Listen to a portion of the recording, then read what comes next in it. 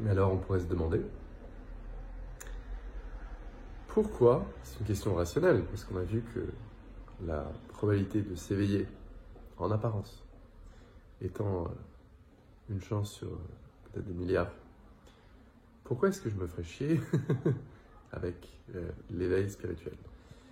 Et ma réponse est, ne le faites pas. Ne le faites pas.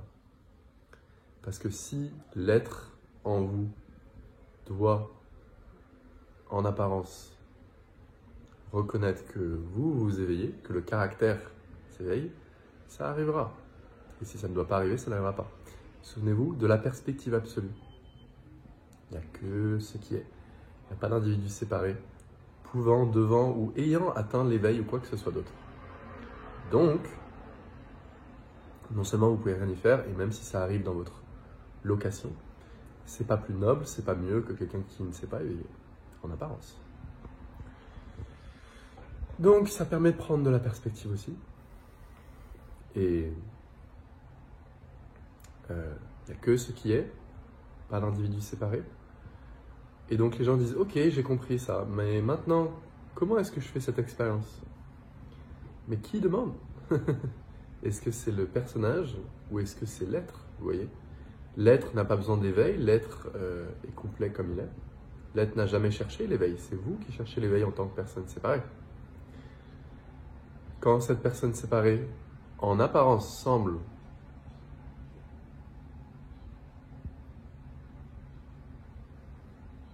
arrêter de chercher, on va dire ça comme ça.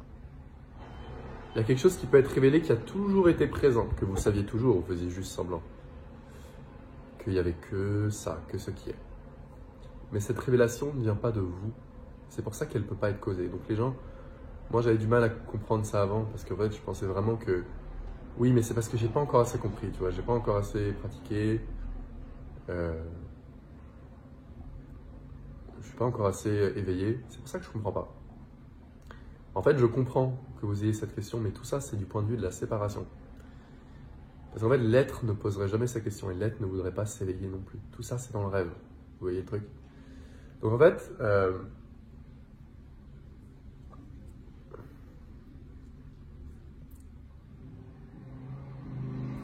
vu qu'il n'y a que ce qui est, pas d'individu séparé,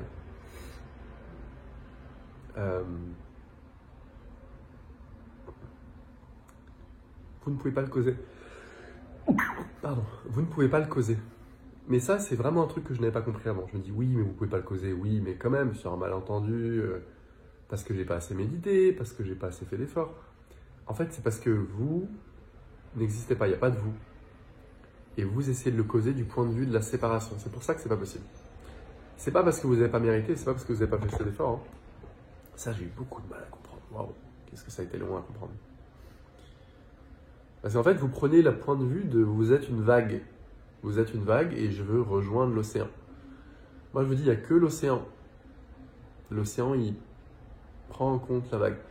Et la croyance même d'être une vague, d'être séparé, fait que vous ne pouvez pas atteindre l'éveil. Parce que vous pensez être la personne. Si vous voyez qu'il n'y a que ce qui est, la personne peut en apparence atteindre l'éveil, oui ou pas. Et ça sera vu comme pas si important que ça. Il faut changer la perspective de je suis la vague à je suis tout l'océan. Et l'océan ne s'intéresserait pas à l'éveil spirituel.